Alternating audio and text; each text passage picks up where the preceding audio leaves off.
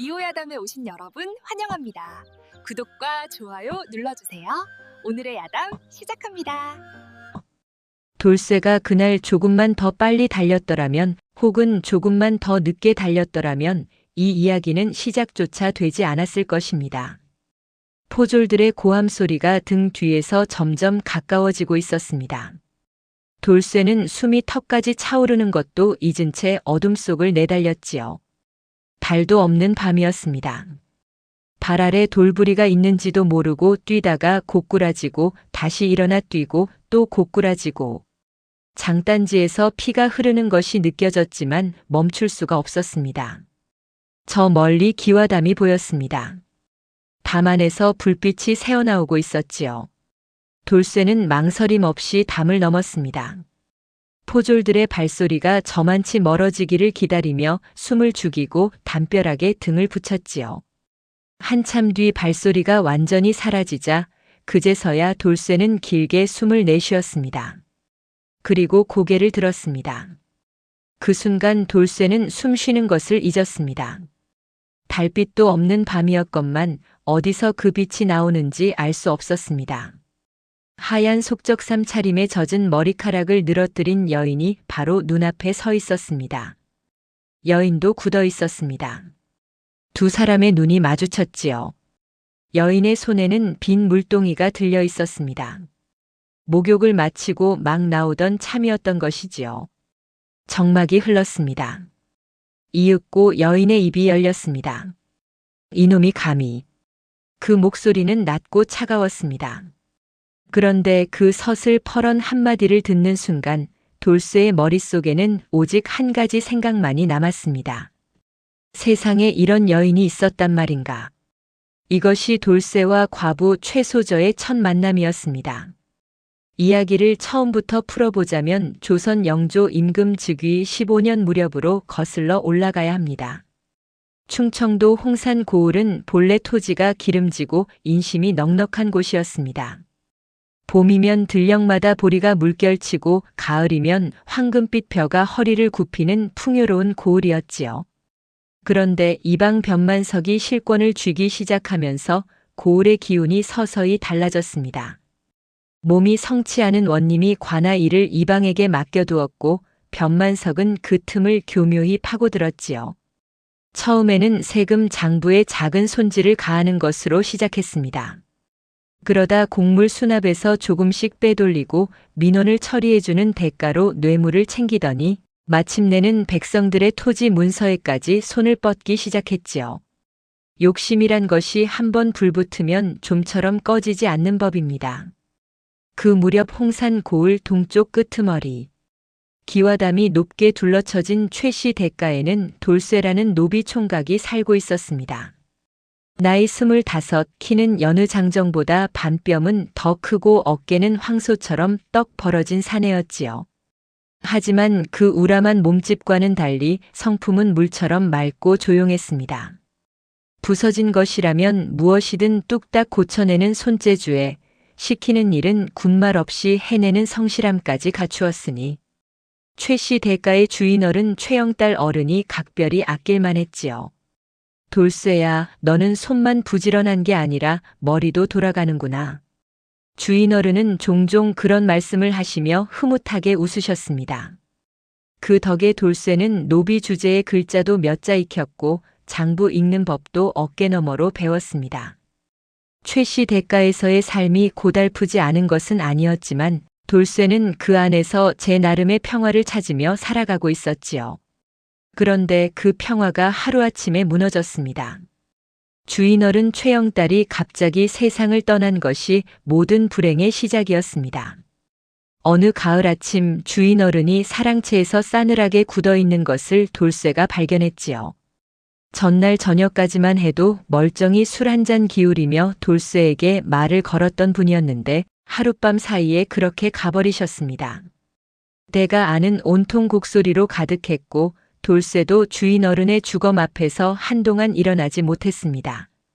그리고 주인어른이 세상을 떠난 지 사흘도 지나지 않아 새 주인이 들어섰습니다. 주인어른의 조카라는 최두칠이었지요. 멀리 공주에서 살다가 재산을 탐내어 달려온 자였습니다. 최두칠이 대문을 들어서는 순간부터 돌쇠는 알 수 있었습니다. 이 사람은 주인 어른과는 다른 종류의 인간이라는 것을. 최두칠은 노름을 즐겼습니다. 술을 즐겼습니다. 그리고 빚을 즐겼지요. 대가의 재산이 눈 녹듯 줄어들기 시작했고 노비들은 하나둘 팔려나갔습니다. 그러던 어느 날 최두칠이 돌쇠를 불러 앉히더니 능글맞은 웃음을 지으며 말했습니다. 돌쇠야, 내가 이방 나리댁에 가서 일하면 어떻겠느냐. 대우를 잘 해준다더구나. 이방 변만석에게 팔아넘기겠다는 말이었지요. 돌쇠는 그 자리에서 굳어버렸습니다. 변만석이 어떤 자인지는 고을에서 모르는 사람이 없었습니다. 그 집에 한번 발을 들이면 살아서 나온 노비가 없다는 소문이 파다했지요. 주인날이 한 번만 더 생각해 보십시오. 돌쇠가 간신히 입을 열었습니다. 그러나 최두칠은 이미 술이 반쯤 올라 있었고 돌쇠의 말 따위는 귀에 들어오지 않는 눈치였습니다. 그날 밤 돌쇠는 짐을 쌌습니다. 아무것도 훔치지 않았습니다. 입고 있던 옷 한 벌이 전부였지요. 그런데 다음 날 아침 곳간에서 쌀 2가마가 없어졌다는 고함 소리가 터져 나왔습니다. 최두칠이 꾸민 자작극이었습니다. 빚쟁이들에게 쌀을 갖다 바치고는 도망친 노비에게 뒤집어 씌운 것이지요. 포졸들이 돌쇠를 쫓기 시작했습니다. 돌쇠가 담을 넘어들어선 그 기와집은 과부 최소저의 집이었습니다. 소저는 나이 23, 혼인한 지 1년도 채 되지 않아 남편을 병으로 잃은 여인이었습니다. 친정도 일찍 부모를 여의어 의지할 곳 없는 처지였지요. 남편이 남긴 것이라고는 기와집 한 채와 작은 논밭 몇 마지기가 전부였습니다. 하지만 소저는 그것으로 충분하다고 여겼습니다. 몸종 하나를 두고 조용히 살아가면 그만이라고 생각했지요. 그런데 그 논밭이 문제였습니다. 변만석이 탐을 내기 시작한 것이지요. 소저가 돌쇠를 처음 마주쳤을 때 소저의 머릿속은 복잡하게 돌아가고 있었습니다. 변만석의 부하들이 낮에 다녀갔고 토지 문서를 내놓지 않으면 가만두지 않겠다는 협박을 남기고 간 터였지요. 그 불안함을 씻어내려 늦은 밤 뒷곁에서 몸을 씻고 나오는 길이었습니다. 그런데 담벼락에서 사내가 뛰어내린 것이었지요. 소저는 물동이를 내려놓았습니다. 그리고 차갑게 말했습니다. 이놈이 감히 썩 나가지 못하겠느냐. 돌쇠는 두 손을 번쩍 들었습니다. 도둑이 아니라는 것을 보여주려는 것이었지요. 그러나 바로 그 순간 담 밖에서 포졸들의 고함 소리가 다시 들려왔습니다. 도망 노비 잡아라. 쌀 도둑놈이다. 소저의 눈이 돌쇠를 향했습니다. 돌쇠의 눈이 소저를 향했습니다. 두 사람이 동시에 숨을 죽였지요. 포졸들의 발소리가 담 밖을 지나쳐갔습니다. 그리고 멀어졌습니다. 한참 뒤 소저가 먼저 입을 열었습니다. 아까와는 조금 다른 낮고 조심스러운 목소리였습니다. 쌀을 훔쳤느냐? 훔치지 않았습니다. 그렇다면 왜 쫓기느냐? 돌쇠는 대답하지 못했습니다. 노비가 도망쳤다는 것만으로도 이미 죄가 되는 세상이었으니까요. 소저는 잠시 돌쇠를 바라보았습니다. 달빛 아래 드러난 그 얼굴은 두렵거나 교활하거나 하지 않았습니다. 다만 억울하다는 빛이 역력했지요. 소저는 긴 숨을 내쉬었습니다. 오늘 밤은 헛간에서 자거라. 따뜻한 말은 아니었습니다. 그러나 쫓아내지 않았습니다. 그것으로 충분했습니다. 돌쇠는 두 손을 모아 깊이 고개를 숙였지요. 그 밤 헛간 집더미 위에 누운 돌쇠는 오래도록 잠을 이루지 못했습니다. 속적삼 차림에 젖은 머리카락을 늘어뜨린 채 서 있던 그 여인의 얼굴이 눈꺼풀 안쪽에서 지워지질 않았기 때문이었지요. 그러나 그것이 앞으로 닥칠 모든 일의 시작이었다는 것을 그때의 돌쇠는 꿈에도 알지 못했습니다. 다음 날 아침 돌쇠가 눈을 떴을 때 헛간 문 앞에 밥상이 하나 놓여 있었습니다. 보리밥에 된장국, 깍두기 한 보시기가 전부였지만 돌쇠는 그것을 보는 순간 가슴이 뭉클해졌습니다. 쫓아내지 않은 것도 고마운데 밥까지 챙겨주다니. 돌쇠는 두 손을 모아 합장하듯 밥상 앞에 앉았습니다. 그때 몸종 아이가 쪼르르 달려왔습니다. 15쯤 되어 보이는 계집아이였지요. 마님께서 전하라 하셨습니다. 밥 먹고 나면 뒷담 고쳐달라고요. 비가 새는 곳이 있다고요. 돌쇠는 고개를 끄덕였습니다. 밥값을 하라는 것이었지요. 오히려 잘 되었다 싶었습니다. 손을 놀리고 있으면 쫓겨날 구실이 생기지 않을 테니까요. 돌쇠가 뒷담을 살피고 있을 무렵 소슬대문 밖에서 말발굽 소리가 들렸습니다. 그리고 곧이어 굵고 기름진 목소리가 담을 넘어 들어왔지요. 최시댁 과부, 이방나리께서 친히 행차하셨다. 돌쇠는 손을 멈추었습니다. 이방 변만석은 나이 50줄에 접어든 사내였습니다. 살이 쪄서 목덜미에 주름이 겹겹이 잡혔고 눈은 작고 음험하게 빛났지요. 관복 대신 비단 도포를 걸치고 말에서 내리는 품이 제가 이 고을의 주인인 양거드름이 대단했습니다. 부하 셋을 거느리고 당당히 대문을 밀고 들어서는 그 모습에 지나가던 마을 사람들이 하던 일을 멈추고 고개를 숙였지요. 소저가 마루 끝에 서서 변만석을 맞았습니다. 허리를 굽히되 눈빛은 내리깔지 않았습니다. 그 눈빛이 변만석의 비위를 건드렸는지 변만석이 입술 끝을 비틀며 웃었습니다. 과부댁이 참 배짱이 좋으시구려. 지난번에 말씀드린 토지 문서는 생각해 보셨소? 아직 생각 중입니다. 생각이 너무 길면 탈이 나는 법이요. 변만석의 시선이 마당을 한 바퀴 훑었습니다. 그러다 담벼락 위에서 일하고 있는 돌쇠와 눈이 마주쳤지요. 변만석의 눈썹이 가늘게 좁혀졌습니다. 저 사내는 누구요?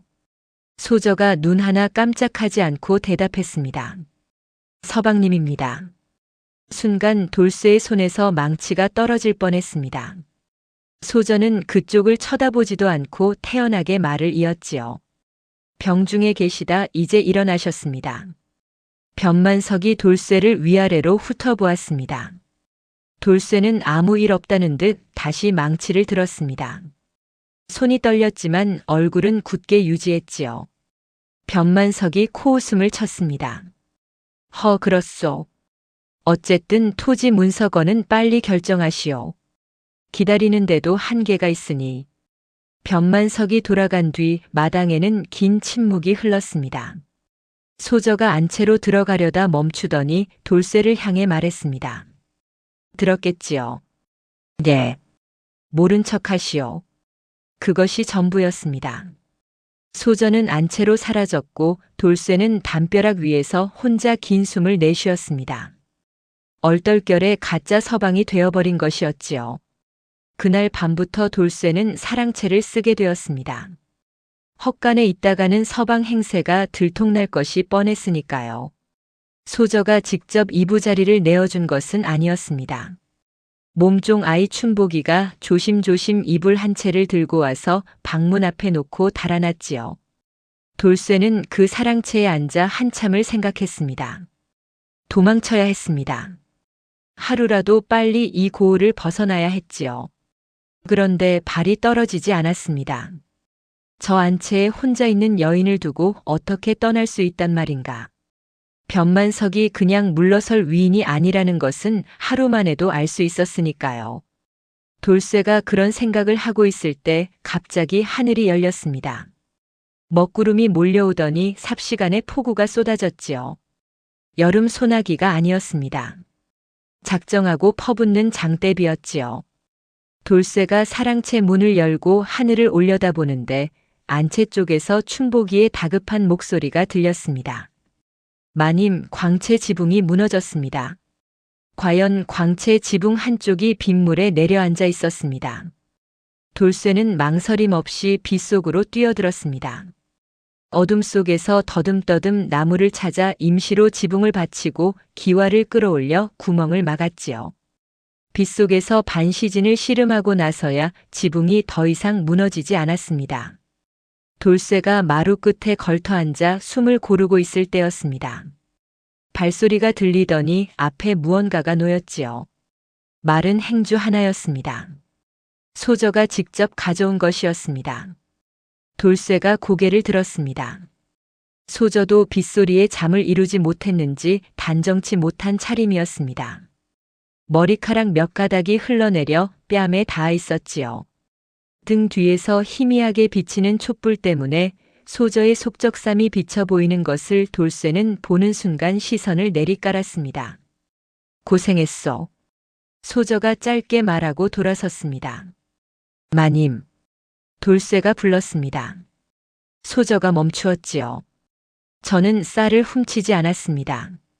소저는 한동안 대답하지 않았습니다. 그러다 작게 말했습니다. 알고 있어. 그리고 안채로 들어갔습니다. 문이 닫혔지요. 돌쇠는 빗소리를 들으며 그 자리에 오래도록 앉아 있었습니다. 가슴 안에 뭔가 알 수 없는 것이 조용히 차오르는 것이 느껴졌습니다. 변만석의 부하들이 다시 나타난 것은 사흘 뒤였습니다. 이번에는 낮이 아니라 밤이었지요. 서너 명이 담 밖을 어슬렁거리며 안채를 엿보려 했습니다. 변만석이 서방이 진짜인지 확인하라고 보낸 것이었습니다. 춘복이가 파랗게 질린 얼굴로 소저에게 달려왔습니다. 마님, 밖에 사람들이 있습니다. 담 너머로 들여다보고 있어요. 소저의 얼굴이 굳었습니다. 잠시 생각하더니 소저가 조용히 일어났지요. 그리고 사랑채 문 앞에 섰습니다. 낮은 목소리로 불렀습니다. 저기. 문이 열렸습니다. 돌쇠가 나왔지요. 소저가 돌쇠를 똑바로 바라보았습니다. 달빛 아래 그 얼굴이 담담했지만 귀 끝이 붉어져 있었습니다. 부탁이 있어. 말씀하십시오. 오늘 밤만이요. 소저가 천천히 말을 이었습니다. 저자들의 눈을 속여야 하오. 진짜 서방처럼 행세해 주시오. 오늘 밤 한 번만. 돌쇠의 심장이 한 박자 늦게 뛰었습니다. 소저는 이미 몸을 돌려 방 안으로 들어가고 있었지요. 돌쇠는 굳은 얼굴로 그 뒤를 따랐습니다. 문이 닫혔습니다. 방 안에는 촛불 하나가 타고 있었습니다. 소저가 등을 보인 채 서 있었고 돌쇠는 문 가까이에 서서 눈을 내리깔았지요. 두 사람 사이에 흐르는 침묵이 숨막히게 무거웠습니다. 담 밖에서 부하들의 수군거리는 소리가 들렸습니다. 소저가 조심스럽게 뒤를 돌아보았습니다. 그리고 촛불을 향해 손을 뻗었지요. 촛불이 흔들렸습니다. 돌쇠가 나직하게 말했습니다. 마님. 소저의 손이 멈추었습니다. 두 사람의 눈이 마주쳤지요. 촛불이 한 번 더 크게 흔들리다 이내 꺼졌습니다. 창호지 너머 달빛만이 두 사람의 그림자를 하나로 어우러지게 비추었습니다. 담 밖에서 부하들이 하는 말이 들렸습니다. 됐다. 진짜 서방이 맞구먼. 가자. 발소리가 멀어졌습니다. 방 안은 고요했습니다. 어둠 속에서 소저의 숨소리가 들렸지요. 돌쇠는 그 숨소리가 연기인지 진심인지 알 수가 없었습니다. 다만 그 밤이 매우 길었다는 것만큼은 분명했습니다. 다음 날 아침 소저는 아무 일도 없었다는 듯 차갑게 굴었습니다. 밥상은 어김없이 사랑채 앞에 놓여 있었습니다. 그런데 이번엔 보리밥이 아니었지요. 흰쌀밥에 갈치조림, 시금치나물까지 차려져 있었습니다. 돌쇠는 그 밥상을 내려다보다가 피식 웃음이 나왔습니다. 말로는 아무 일 없다고 하면서 밥상으로는 말을 하는 여인이었지요. 그런데 그날 오후 변만석이 또 왔습니다. 이번에는 아예 관아 문서를 들고 왔지요. 소저의 논밭에 세금 체납이 있다는 것이었습니다. 돌쇠는 마당에서 그 광경을 지켜보았습니다. 소저가 장부를 받아 펼치더니 낮은 목소리로 말했습니다. 이 수치는 맞지 않습니다. 작년에 분명히 납부했습니다. 변만석의 얼굴이 굳었습니다. 순순히 당해줄 줄 알았던 여인이 따지고 드니 당황한 것이었지요. 그러다 이내 웃음을 회복하더니 소저 쪽으로 한 걸음 다가섰습니다. 허허, 안주인께서 장부를 볼 줄 아시는구려. 그러나 관아 문서가 틀릴 리가 있겠소. 만약 토지 문서를 순순히 내놓으면 이 체납건은 없던 일로 해드릴 수도 있는데. 그러면서 소저의 어깨 쪽으로 손을 뻗었습니다. 바로 그 순간 돌쇠가 앞으로 나섰습니다. 나리. 돌쇠의 목소리가 낮게 깔렸습니다. 변만석이 흠칫하며 돌아보았지요. 돌쇠는 변만석과 소저 사이에 몸을 세웠습니다.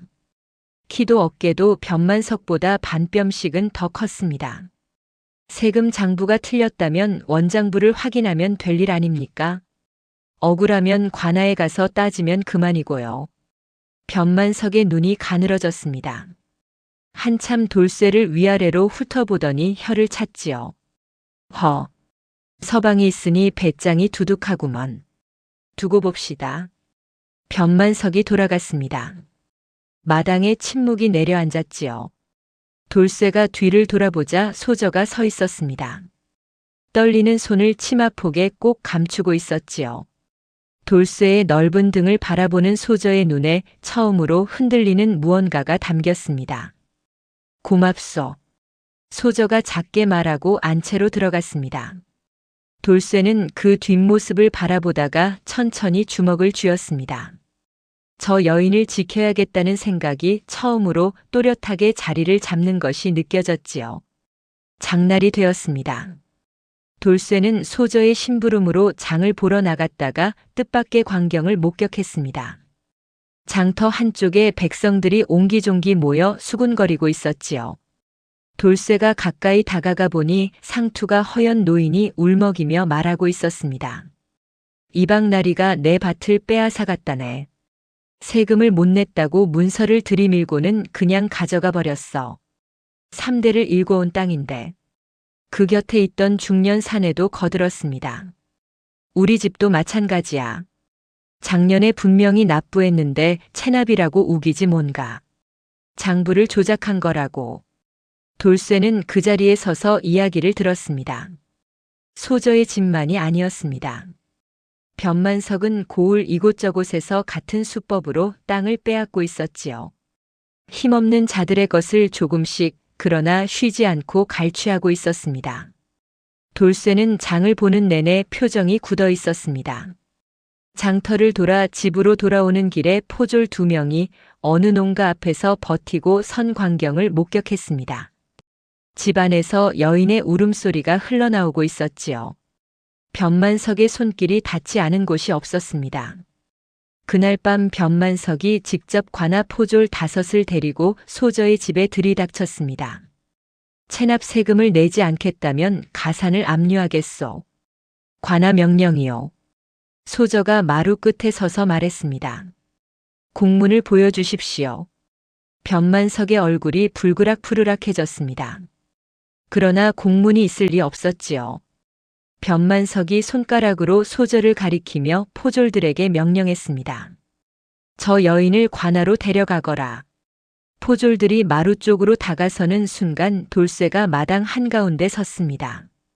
관아에 가려면 서방인 내가 먼저 가야지요. 돌쇠의 눈빛이 변만석을 정면으로 겨냥했습니다. 포졸들이 멈추었지요.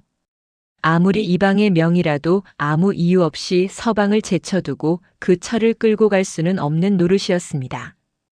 변만석이 이를 악물었습니다. 이댁 서방 얼굴이 어디서 본 것 같은데. 어느 집 사람이요? 홍산 최씨 집 사위입니다. 변만석이 한참 돌쇠를 노려보다가 이윽고 돌아섰습니다. 두고 보자.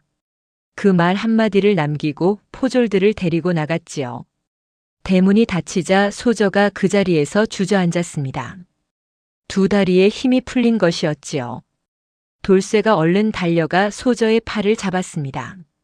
소저의 손이 떨리고 있었습니다. 괜찮으십니까? 소저가 고개를 끄덕였습니다. 그러나 눈가가 붉었지요. 이윽고 소저가 작게 말했습니다. 당신은 어서 이곳을 떠나시오. 더 있다가는 당신까지 위험해집니다. 돌쇠는 대답하지 않았습니다. 소저의 떨리는 손을 잡은 채 그 말을 듣고 있었지요. 소저는 손을 빼려다 멈추었습니다. 돌쇠의 손이 따뜻했기 때문이었지요. 한참 뒤 돌쇠가 말했습니다. 못 떠납니다. 소저가 눈을 들었습니다. 떠나지 않겠습니다. 마당 위로 별이 총총했습니다. 봄밤의 바람이 두 사람 사이를 조용히 지나쳤지요. 소저는 끝내 손을 빼지 않았습니다. 그리고 눈물을 감추려는 듯 고개를 돌렸지요. 그 옆모습이 돌쇠의 가슴 깊숙이 박혀들었습니다.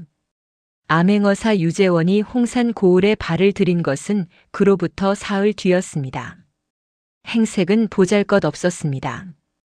때가 낀 도포에 낡은 갓을 눌러쓰고 등에는 보따리 하나를 진 채 장터 어귀를 어슬렁거리는 것이 영락없는 떠돌이 선비였지요. 주막에 들어서더니 국밥 한 그릇을 시켜놓고 느릿느릿 주변을 훑어보았습니다. 말수는 적었고 눈빛은 조용했습니다. 그러나 그 조용한 눈빛 안에는 보통 선비에게서는 찾아볼 수 없는 날카로움이 숨어 있었지요. 유재원의 나이는 32이었습니다. 이조판서 유대감의 외아들로 26에 급제하여 성균관 전적을 거쳤으나 부패한 관리들을 보다 못해 임금께 직접 상소를 올렸다가 좌천을 맛보았지요. 그 뒤 임금의 눈에 들어 암행어사로 발탁된 것이었습니다. 충청도 홍산에 이방의 비리 첩보가 올라온 것이 석 달 전이었습니다. 유재원이 국밥을 먹고 있을 때 주막 문이 열리며 커다란 사내가 들어섰습니다. 돌쇠였습니다. 소저가 장을 봐오라 하여 나온 길이었지요. 돌쇠는 빈자리를 찾다가 유재원의 맞은편에 앉았습니다.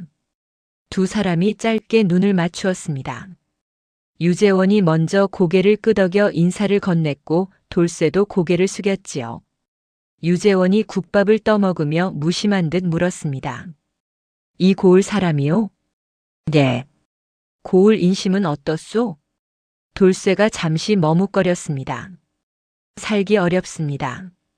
유재원의 눈이 미세하게 빛났습니다. 그러나 얼굴은 여전히 무심했지요. 그렇소. 어디 가나 세상이 다 그런 거 아니겠소. 그것으로 대화는 끝이었습니다. 두 사람은 각자 밥을 먹고 각자 자리에서 일어났지요. 유재원이 먼저 나갔고 돌쇠가 뒤따라 나왔습니다. 그런데 주막 골목을 돌아서는 순간 돌쇠는 걸음을 멈추었습니다. 유재원이 골목 어귀에 서서 관아 쪽을 바라보고 있었습니다. 떠돌이 선비답지 않은 자세로 두 눈에 서늘한 빛을 담고서요. 두 사람의 눈이 다시 마주쳤습니다. 유재원이 천천히 웃었습니다. 좋은 하루 보내시오. 돌쇠는 그 웃음이 왜인지 예사롭지 않게 느껴졌습니다. 그 이튿날 아침이었습니다. 마을 어귀 개천에 놓인 다리가 간밤의 빗물에 한쪽이 무너져 내려 있었습니다. 작은 다리였지만 마을 사람들이 장터로 나가려면 반드시 건너야 하는 길목이었지요.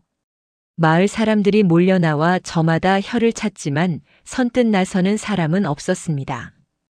돌쇠가 그 광경을 지나치지 못했습니다. 연장을 빌려다가 홀로 팔을 걷어붙였지요. 개천에 발을 담그고 돌을 날라 기초를 다지고 통나무를 켜서 판자를 만들어 덮고 흙을 다져 고정시켰습니다. 반나절이 걸렸습니다. 살갗은 햇볕에 달아올랐고 손바닥은 물집이 잡혔지만 돌쇠는 내색하지 않았지요. 해가 중천을 넘을 무렵 다리가 완성되었습니다. 마을 사람들이 하나둘 건너보더니 환성을 올렸습니다. 이거 아주 튼튼한데. 누가 고쳤어? 저기 저 총각이 했다네. 어느 집 사람이야? 최시댁 서방이라던데. 수군거리는 소리가 돌쇠의 귀에 들어왔습니다. 돌쇠는 쑥스러운 듯 연장을 챙겨 물러서려 했지요. 그때였습니다. 솜씨가 좋으시구려. 돌쇠가 고개를 들었습니다. 유재원이 다리 앞에 서서 돌쇠를 바라보고 있었지요. 어제 주막에서 마주친 그 선비였습니다. 유재원이 다리를 한 번 발로 두드려 보더니 고개를 끄덕였습니다. 이 정도면 관아에서 사람을 보내 고치는 것보다 낫겠소. 장인이었소? 아닙니다. 그냥 손을 놀리다 보니. 유재원이 돌쇠를 찬찬히 바라보았습니다. 우람한 몸집에 거친 손, 그러나 눈빛은 맑고 깊었지요. 손만 부지런한 게 아니군요. 그 말이 어딘지 주인 어른이 하시던 말과 닮아 돌쇠는 가슴 한쪽이 이상하게 먹먹해졌습니다. 유재원이 나란히 걸으며 말을 이었지요. 이 고을 이방이 변만석이라 하던데 어떤 사람이요? 돌쇠가 유재원을 곁눈질로 살폈습니다. 떠돌이 선비가 이방의 이름을 묻는 것이 자연스럽지 않았지요. 왜 물으십니까? 유재원이 웃었습니다. 그냥 궁금해서. 돌쇠는 대답하지 않았습니다. 유재원도 더 묻지 않았지요. 그러나 그날부터 두 사람은 장터에서, 주막에서, 길목에서 자꾸 마주쳤습니다. 우연인지 아닌지 알 수 없는 만남이었지요. 유재원이 먼저 본심을 드러낸 것은 닷새째 되는 날이었습니다. 장터 뒷골목 사람이 드문 곳에서 유재원이 돌쇠의 앞을 막았습니다. 그리고 조용히 말했지요. 당신이 최시댁 서방이 아니라는 것은 알고 있소. 돌쇠의 눈이 가늘어졌습니다. 무슨 말씀이십니까? 최시댁 서방은 1년 전에 죽었소. 고을 사람들 중에 아는 이들이 있지요. 당신은 최씨 대가에 있다가 도망쳐 나온 노비가 아니오? 돌쇠가 굳었습니다. 손이 절로 주먹을 쥐었지요. 유재원이 그 주먹을 내려다보더니 손을 들어 보였습니다. 적으로 대하는 게 아니오. 앉아서 이야기합시다. 두 사람이 뒷골목 바위에 나란히 걸터 앉았습니다. 유재원이 먼저 말했지요. 변만석이 이 고을에서 저지른 일들을 모아보고 있소. 세금 장부 조작, 토지 강탈, 뇌물 수수. 증거만 있으면 일을 낼 수 있는데 문제는 그 증거를 구하기가 쉽지 않다는 것이요. 당신은 누구요? 유재원이 잠시 침묵했습니다. 때가 되면 알게 돼요. 지금은 이것만 알아두시오. 나는 변만석을 잡으러 온 사람이고 당신은 변만석에게 원한이 있는 사람이요. 이해관계가 같지 않소? 돌쇠는 오래 생각했습니다. 이 선비가 믿을 만한 사람인지 아닌지 알 수 없었지요. 그러나 한 가지는 분명했습니다. 혼자서는 변만석을 이길 수 없다는 것을요. 증거가 필요하다고 하셨소. 그렇소. 관아 창고에 원장부가 있을 것이요. 변만석이 조작한 수치와 원래 수치가 다를 것입니다. 유재원의 눈빛이 깊어졌습니다. 그 장부를 손에 넣을 수 있겠소? 돌쇠가 천천히 고개를 끄덕였습니다. 목수일이라면 관아 안을 드나들 수 있습니다. 유재원이 처음으로 환하게 웃었습니다. 그 웃음의 돌쇠는 처음으로 이 선비가 보통 인물이 아니라는 것을 직감했지요. 그날 저녁 돌쇠가 집으로 돌아왔을 때 소저가 마루 끝에 앉아 바느질을 하고 있었습니다. 돌쇠가 마당에 서서 소저를 불렀습니다. 드릴 말씀이 있습니다. 소저가 바느질을 멈추고 고개를 들었지요. 돌쇠는 유재원과 나눈 이야기를 천천히 전했습니다. 소저는 말없이 들었습니다. 이야기가 끝나자 한동안 바느질감을 내려다보다가 천천히 입을 열었지요. 무섭지 않소? 무섭습니다. 돌쇠가 솔직하게 대답했습니다. 그래도 하겠소? 마님 혼자 감당하게 둘 수는 없습니다. 소저의 손에서 바늘이 떨어졌습니다. 소저가 몸을 굽혀 바늘을 집으려는데 손이 떨렸지요. 돌쇠가 먼저 바늘을 집어 소저에게 건넸습니다. 두 사람의 손가락이 스쳤지요. 소저가 고개를 들었습니다. 돌쇠의 얼굴이 가까이 있었습니다. 달빛이 그 얼굴을 환하게 비추고 있었지요.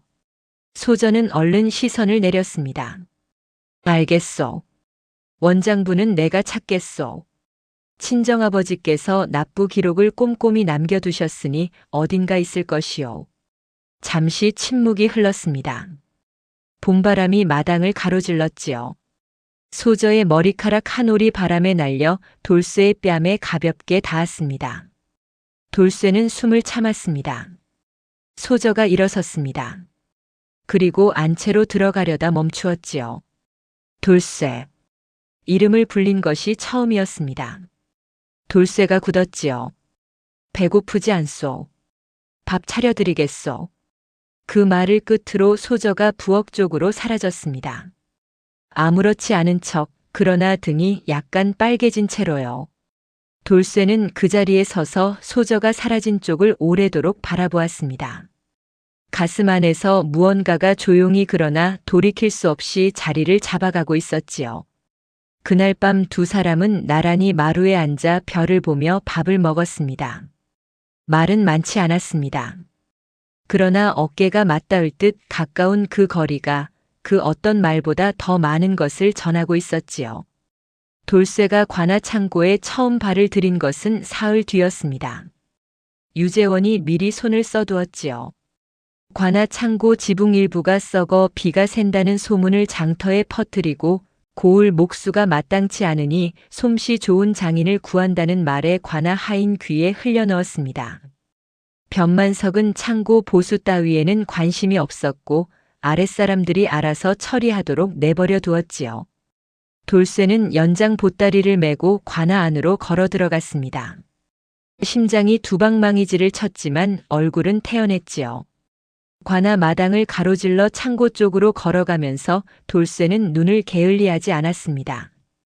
어느 건물에 포졸이 서 있는지, 어느 쪽 문이 잠겨 있는지, 문서를 보관하는 곳은 어디인지를 차례로 머릿속에 새겼지요.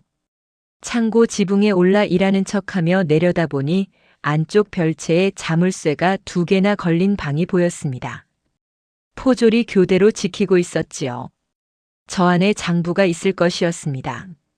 돌쇠는 이틀에 걸쳐 지붕을 고쳤습니다. 일부러 천천히 꼼꼼하게. 그러는 동안 관아 안의 구조를 손바닥 들여다보듯 파악했지요. 교대 시간도 알아냈고 별채로 통하는 쪽문의 위치도 확인했습니다.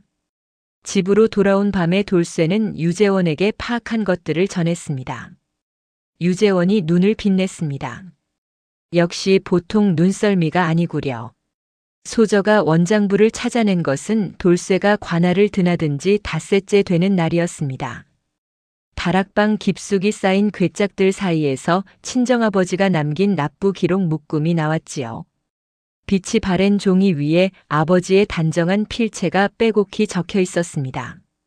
소저는 그것을 안고 방으로 들어와 한참을 들여다보았지요.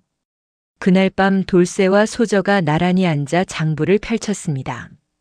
관아에서 내민 체납 장부와 소저가 찾아낸 원장부를 나란히 놓고 비교했지요. 돌쇠는 읽을 줄 아는 글자를 더듬어가며 수치를 짚었고 소저는 빠르게 계산을 맞추어 나갔습니다. 틀린 곳이 한두 군데가 아니었습니다. 영조 임금 즉위 9년부터 수치가 조금씩 달라지기 시작하더니 12년부터는 아예 2배 가까이 부풀려져 있었지요. 소저의 집만이 아니었습니다. 장부에 오른 다른 집들의 수치도 죄다 조작되어 있었지요. 이것만 있으면 됩니다. 돌쇠가 말했습니다. 소저가 고개를 끄덕이며 붓을 들었습니다. 두 사람이 번갈아가며 조작된 수치와 원래 수치를 나란히 필사했지요. 촛불 하나를 사이에 두고 두 사람의 어깨가 가까워졌습니다. 소저의 머리카락에서 은은한 향이 났지요. 돌쇠는 그 향을 못 느끼는 척하며 붓을 놀렸습니다. 새벽 달기 울 때쯤 필사가 끝났습니다. 소저가 기지개를 켜다가 돌쇠와 눈이 마주쳤습니다. 두 사람이 동시에 피식 웃었지요. 밤새 함께 일한 사람들 사이에서만 생겨나는 그런 웃음이었습니다. 위기는 예고 없이 찾아왔습니다. 관아 창고 보수를 마무리하던 날이었지요. 돌쇠가 별채 쪽문 근처를 지나는데 변만석의 신복 박서방이 뒤를 따라오고 있었습니다. 돌쇠는 눈치채지 못한 척 연장 보따리를 고쳐 매며 걸음을 옮겼지요. 골목 어귀에서 박서방이 불쑥 앞을 막았습니다. 어이 최시댁 서방. 요 며칠 관아를 들락날락 하더니 볼일은 다 봤소? 눈빛이 음험하게 빛났습니다. 뒤를 밟았다는 뜻이었지요. 돌쇠가 멈추지 않고 걸으며 대답했습니다. 창고 지붕 고쳤소. 다 고쳤으니 이제 안 와도 되겠지. 그거 참. 창고 지붕을 고치는데 왜 별채 쪽을 기웃거리요? 돌쇠가 그제야 걸음을 멈추고 박서방을 돌아보았습니다. 별채요? 나는 창고 지붕 위에만 있었소. 착각하신 것 아니오? 박서방의 눈이 가늘어졌습니다.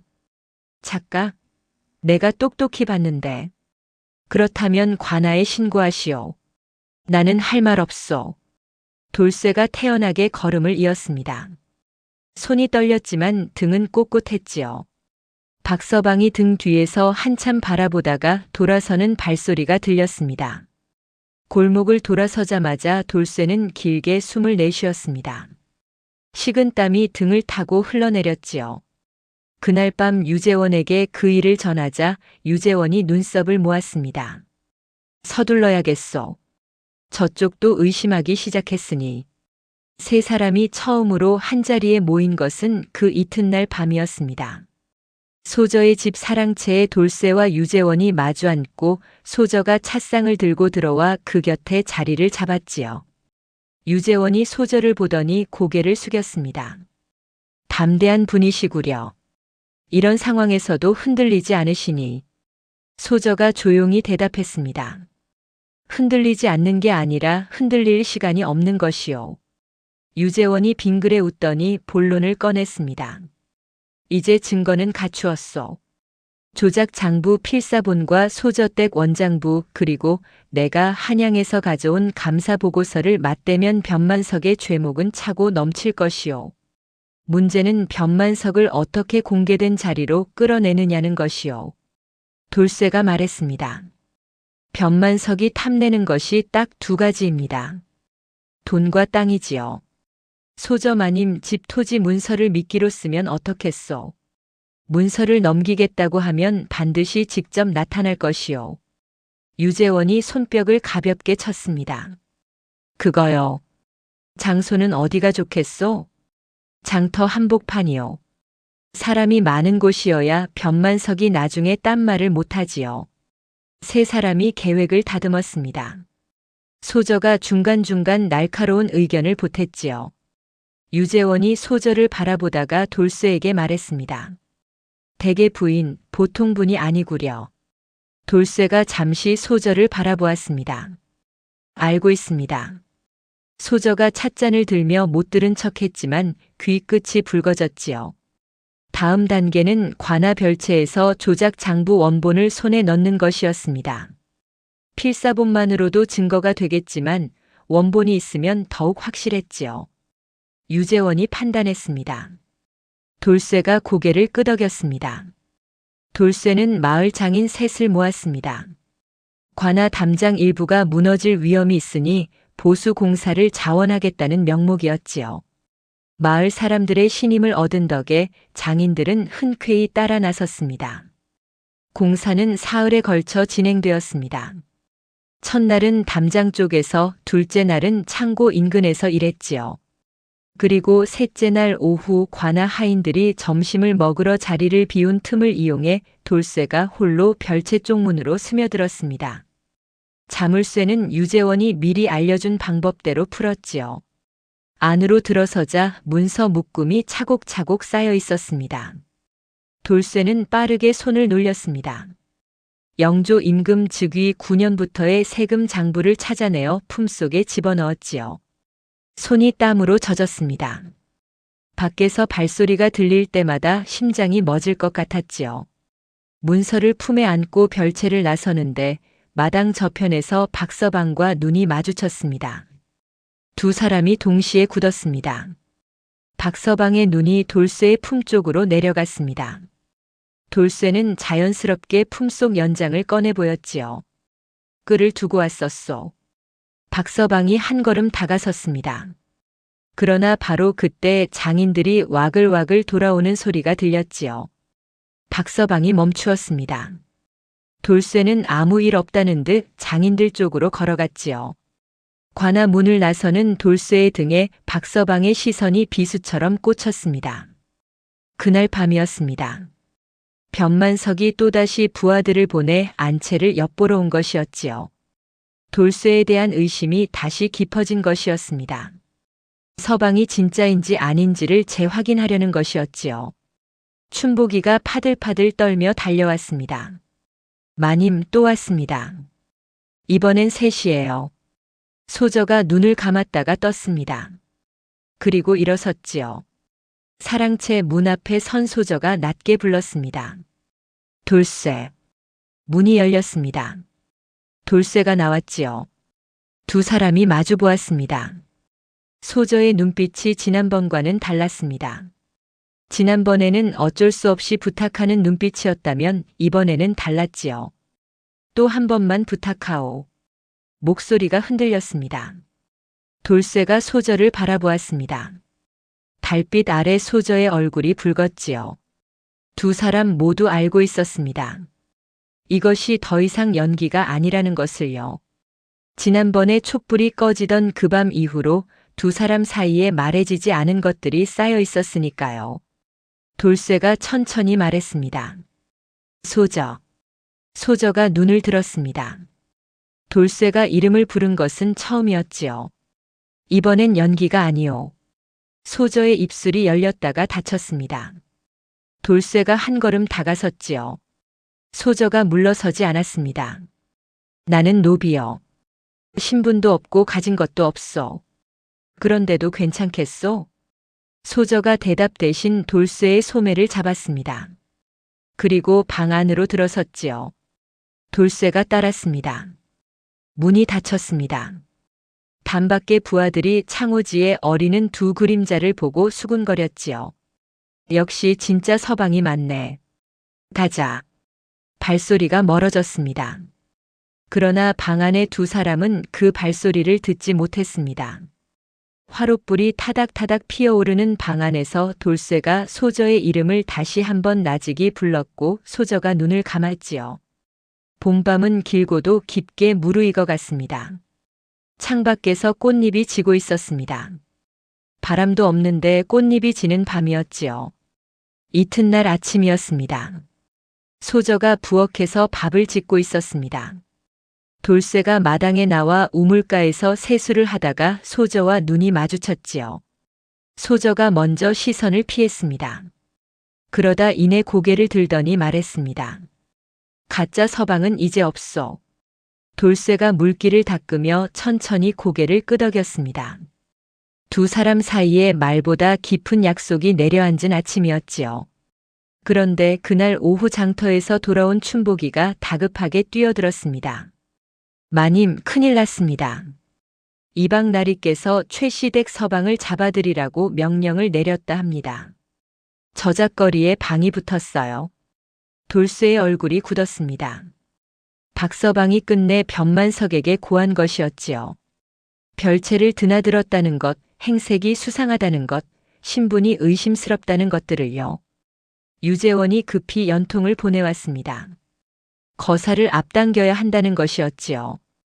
돌쇠는 그날 밤 마을 사람들을 찾아다녔습니다. 다리를 고쳐준 인연으로, 장터에서 얼굴을 익힌 인연으로 한 집 한 집 문을 두드렸지요. 변만석에게 땅을 빼앗긴 노인, 세금 문서를 조작당한 중년 사내, 억울하게 곤장을 맞은 젊은이. 돌쇠의 이야기를 들은 사람들이 하나둘 고개를 끄덕였습니다. 우리도 가겠네. 거사 전날 밤이었습니다. 유재원이 사랑채에 들어서더니 조용히 품속에서 무언가를 꺼냈습니다. 마패였지요. 이제 말해도 되겠소. 나는 임금께서 내리신 암행어사 유재원이요. 돌쇠가 굳었습니다. 소저가 숨을 들이켰지요. 유재원이 마패를 돌쇠에게 내보이며 말을 이었습니다. 내일 장날 5시에 변만석이 토지 문서를 받으러 장터로 나올 것이요. 소저께서 직접 문서를 넘기겠다고 전가를 보냈으니까요. 그 자리에서 내가 출두하겠소. 돌쇠는 마을 사람들과 함께 사방을 막아주시오. 변만석이 도망치지 못하도록. 돌쇠가 고개를 끄덕였습니다. 유재원이 나간 뒤 사랑채의 돌쇠와 소저 둘만 남았습니다. 소저가 입을 열었지요. 무섭소? 무섭습니다. 돌쇠가 솔직하게 대답했습니다. 소저가 작게 웃었습니다. 그리고 천천히 손을 내밀어 돌쇠의 손을 잡았지요. 반드시 살아 돌아오시오. 돌쇠가 그 손을 두 손으로 감쌌습니다. 소저의 손이 작고 따뜻했지요. 밖에서 봄바람이 불었습니다. 마당의 살구꽃 잎들이 소리 없이 흩날렸지요. 돌쇠는 그 손의 온기를 가슴 깊이 새겼습니다. 내일 어떤 일이 닥쳐도 이 온기 하나면 충분하다 싶었습니다. 두 사람은 오래도록 그렇게 앉아 있었습니다. 말없이, 그러나 아무 말도 필요 없이. 장날 옷이었습니다. 홍산 장터는 평소와 다름없이 북적였습니다. 생선 장수가 목청을 높이고 포목전 앞에 안악들이 모여들고 엿장수 가위 소리가 골목골목을 울렸지요. 그러나 그 평범한 풍경 사이사이에 심상치 않은 눈빛들이 숨어 있었습니다. 돌쇠가 밤새 찾아다닌 마을 사람들이었지요. 저마다 장을 보는 척, 물건을 흥정하는 척, 그러나 장터 한가운데 비어있는 공터를 향해 눈길을 흘렸습니다. 유재원은 주막 처마 그늘에 기대어 국밥 한 그릇을 앞에 놓고 앉아 있었습니다. 영락없는 떠돌이 선비의 모습이었지요. 그러나 품속에는 마패가 들어 있었습니다. 소저가 공터 한쪽에 섰습니다. 손에는 토지 문서가 든 봉투를 들고 있었지요. 얼굴은 창백했지만 눈빛은 흔들리지 않았습니다. 춘복이가 바로 곁에 붙어 소저의 치마폭을 꼭 잡고 있었지요. 돌쇠는 공터 어기 목물전 앞에 서 있었습니다. 연장 보따리를 어깨에 맨 채 아무렇지 않은 듯 서 있었지만 두 눈은 사방을 훑고 있었지요. 말발굽 소리가 들렸습니다. 변만석이 나타났습니다. 이번에는 혼자가 아니었습니다. 박서방을 비롯한 부하 6을 거느리고 말에서 내리는 품이 제 세상 만난 듯 거드름이 넘쳐 흘렀지요. 변만석이 소저를 보더니 입꼬리를 비틀며 웃었습니다. 현명한 결정을 하셨구려. 어서 내놓으시오. 소저가 봉투를 내밀었습니다. 변만석이 손을 뻗었지요. 바로 그 순간이었습니다. 공터 사방에 서 있던 마을 사람들이 일제히 움직이며 길을 막았습니다. 변만석의 부하들이 당황하여 서로를 바라보았지요. 변만석의 얼굴에 처음으로 의아한 빛이 스쳤습니다. 그리고 우렁찬 목소리가 장터를 가로질렀습니다. 암행어사 출두요. 유재원이 주막 처마 그늘에서 걸어 나왔습니다. 낡은 도포가 벗겨지고 그 안에서 관복이 드러났지요. 손에는 마패가 높이 들려 있었습니다. 햇빛이 마패 위에서 번쩍였지요. 장터가 순간 얼어붙었습니다. 생선 장수가 하던 말을 멈추었고 포목전 안악들이 입을 틀어막았으며 엿장수 가위 소리가 뚝 끊겼지요. 변만석의 얼굴이 흑빛으로 변했습니다. 부하들이 뒷걸음질을 치다가 마을 사람들의 벽에 막혀 멈추었지요. 유재원이 천천히 걸어 변만석 앞에 섰습니다. 이방 변만석. 충청도 홍산 고을 이방으로서 세금 장부를 조작하고 백성들의 토지를 강탈하고 관물을 횡령한 죄로 이 자리에서 문초하겠소. 변만석의 입이 달싹였습니다. 그러다 이내 무언가를 떠올린 듯 얼굴에 교활한 빛이 돌아왔지요. 변만석이 손가락을 들어 돌쇠를 가리켰습니다. 잠깐, 저자를 먼저 잡으시오. 저자는 최씨 대가에서 쌀을 훔치고 도망친 노비요. 도망 노비를 숨겨준 자도 처벌받는 법이 아니오? 마을 사람들이 웅성거렸습니다. 유재원이 돌쇠를 바라보았지요. 돌쇠가 한 걸음 앞으로 나섰습니다. 굳은 얼굴로 그러나 눈빛은 흔들리지 않은 채로요. 유재원이 조용히 말했습니다. 그 문제도 오늘 이 자리에서 함께 밝히겠소. 변만석이 발악하기 시작했습니다. 어사나리, 이것은 모함이오. 내가 언제 장부를 조작했소? 증거가 있소? 이방이 장부에 손을 댄다는 게 말이 돼오? 목소리가 높아졌지요. 부하들도 덩달아 웅성거리기 시작했습니다. 박서방이 끼어들었습니다. 어사나리, 저자를 보십시오. 저자가 바로 관아 별채를 몰래 드나든 수상한 자입니다. 저자가 도리어 문서를 조작했을지 모르는 일 아니오? 마을 사람들 사이에서 술렁임이 일었습니다. 유재원이 흔들리지 않고 말했습니다. 증거를 보면 알 일이오. 변만석이 목청을 높였지요. 어사나리가 어디서 오셨는지는 모르겠으나 나는 이 고을에서 20년 넘게 나라를 위해 봉직한 사람이오. 저 도망 노비의 말을 믿겠소? 내 말을 믿겠소? 그러면서 주변을 둘러보았지요. 마을 사람들의 얼굴에서 흔들리는 기색을 찾으려는 것이었습니다. 그러나 마을 사람들은 움직이지 않았습니다. 다리를 고쳐준 총각 장터에서 얼굴을 익힌 그 사내가 어떤 사람인지 저들은 이미 알고 있었으니까요. 변만석의 눈이 빠르게 돌아갔습니다. 포졸들을 불러야겠다 싶었지요. 그런데 관아 쪽에서 포졸들이 오는 기미가 없었습니다. 유재원이 미리 손을 써둔 것이었지요. 사방이 막혀 있었습니다. 변만석의 이마에 식은땀이 맺혔습니다. 소저가 앞으로 나섰습니다. 두 손으로 원장부를 공손하게 받들어 유재원에게 올렸지요. 어사나리, 이것이 저희 친정아버지께서 남기신 납부 기록입니다. 영조 임금 즉위 9년부터 올해까지 한 해도 빠짐없이 기록되어 있습니다. 유재원이 원장부를 받아 펼쳤습니다. 그리고 품속에서 또 다른 문서를 꺼냈지요. 관아의 세금 장부 원본이었습니다. 돌쇠가 별채에서 가져온 것이었지요. 두 장부를 나란히 펼쳐놓자 장터에 모인 사람들이 목을 빼고 들여다보았습니다. 유재원이 또렷한 목소리로 읽어내려갔지요. 영조 12년 홍산 고을 최시댁 납부액. 원장부에는 쌀 15석, 관아 장부에는 쌀 30석, 차액 15석. 영조 13년 원장부 쌀 16석, 관아 장부 32석, 차액 16석. 마을 사람들이 술렁였습니다. 유재원이 계속 읽어내려갔습니다. 최시댁만이 아니었지요. 고을 10가구가 넘는 집들의 수치가 죄다 2배 가까이 부풀려져 있었습니다. 유재원이 마지막으로 한양에서 가져온 감사보고서를 꺼냈지요. 다른 고을에서 올라온 변만석의 비리 첩보들이 빼곡히 적혀 있었습니다. 변만석의 얼굴이 점점 굳어갔습니다. 박서방이 슬그머니 뒤로 물러서려 했습니다. 그러나 돌쇠가 이미 옆에 서 있었지요. 어디 가시오? 박서방이 굳었습니다. 유재원이 장부를 덮으며 말했습니다. 변만석, 할 말이 있소? 변만석이 입술을 달싹였습니다. 그러나 아무 말도 나오지 않았지요. 반박할 수 없는 증거가 두 눈앞에 펼쳐져 있었으니까요. 그때 유재원이 돌쇠를 향해 말했습니다. 이제 저자의 누명을 벗길 차례요.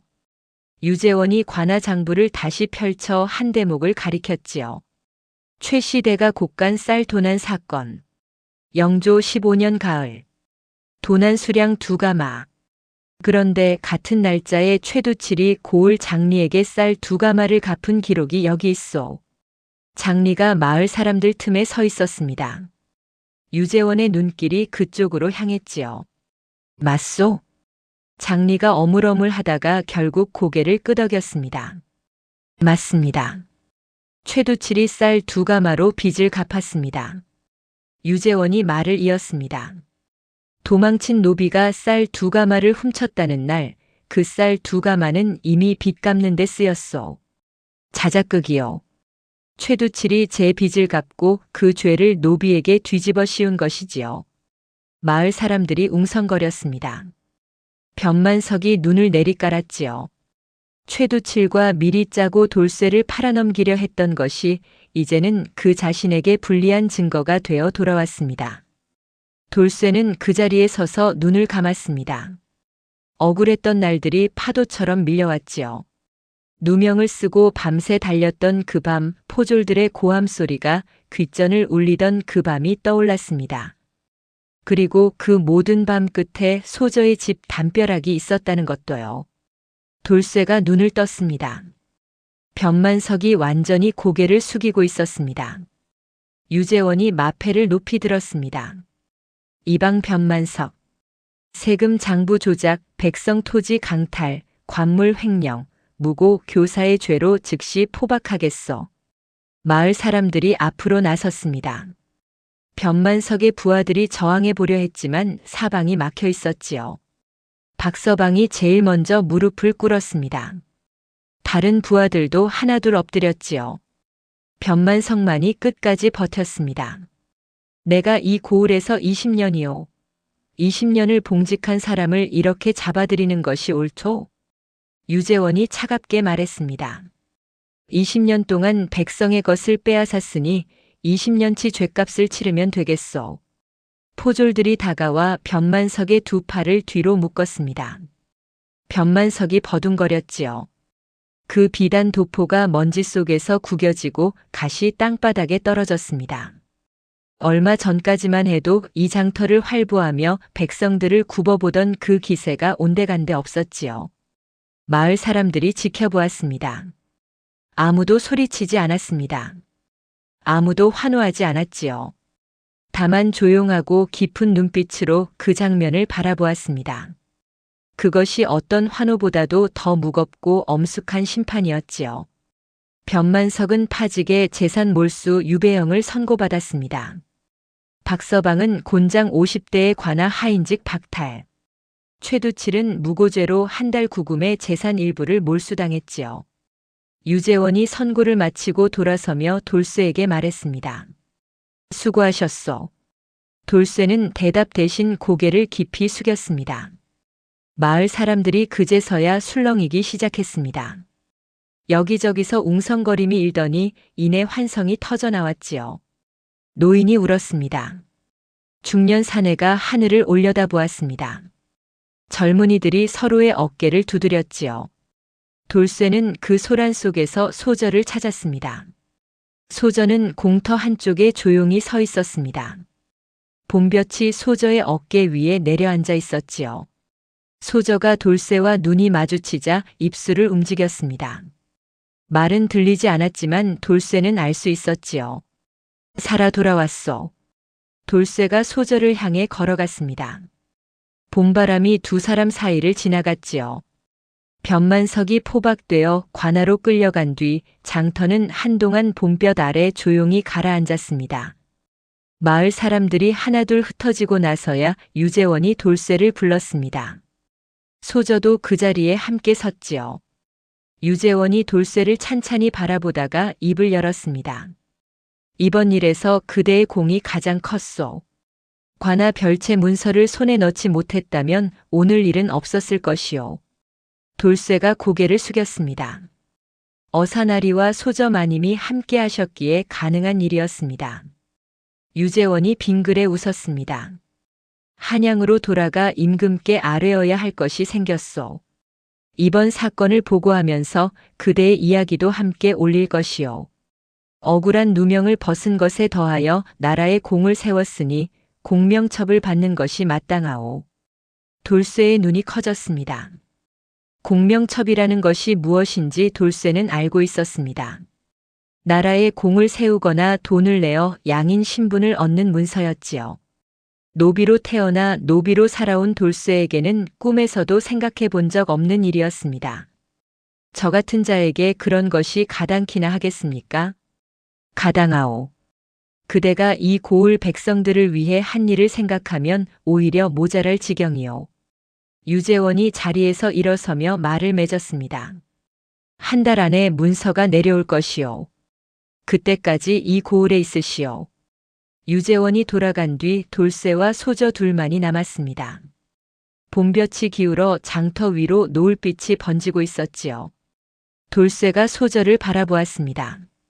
소저는 유재원이 사라진 쪽을 바라보다가 천천히 고개를 돌렸지요. 두 사람이 눈이 마주쳤습니다. 돌쇠가 먼저 무릎을 꿇었습니다. 장터 한복판에 서였지요. 지나가던 사람들이 걸음을 멈추고 바라보았지만 돌쇠는 개의치 않았습니다. 소저, 왜 이러오? 소저의 목소리가 떨렸습니다. 공명첩이 내려오면 저는 더 이상 노비가 아니오. 그러나 공명첩이 없어도 신분이 어떻든 상관없이 묻고 싶었소. 돌쇠가 소저를 올려다보았습니다. 나와 함께 살아주겠소? 소저의 눈가가 붉어졌습니다. 입술이 달싹이다가 멈추었지요. 그러다 소저가 먼저 손을 내밀었습니다. 돌쇠의 손을 잡아 일으키며 낮게 말했습니다. 진작에 물어봤어야 했소. 마을 어귀 살구나무에서 꽃잎이 한 줌 흩날렸습니다. 바람이 두 사람의 옷자락을 함께 건드리고 지나갔지요. 한 달 뒤 유재원의 말대로 공명첩이 내려왔습니다. 돌쇠는 그 문서를 두 손으로 받아들고 오래도록 내려다보았습니다. 종이 한 장이었지만 그 안에 담긴 것이 얼마나 무거운지 돌쇠는 알고 있었지요. 태어날 때부터 짊어지고 살아온 것들이 이 종이 한 장으로 벗겨지는 것이었습니다. 돌쇠는 눈물을 보이지 않으려 하늘을 올려다보았습니다. 하늘이 유난히 높고 맑았지요. 혼례는 여름이 오기 전에 치러졌습니다.